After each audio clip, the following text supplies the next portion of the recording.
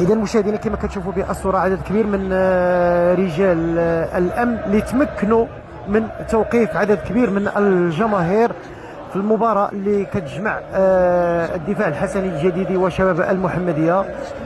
لقاو عدد من الجماهير اللي هازين معهم عدد كبير من السيوف والقنينات، وايضا عدد كبير من المفرقعات كما كتشوفوا بالصوره.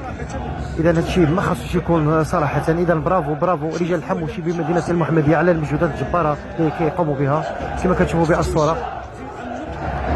الحضور ديال الجماهير يعني ديال الدفاع الحسن الجديدي يعني صراحة لو ما كانتش الخبرة العالية والدور المهم يعني ما غاديش يحجزوا هذا. برافو برافو رجال الأمن مدينة المحمدية، برافو. هذا الشيء خطير هذا الشيء.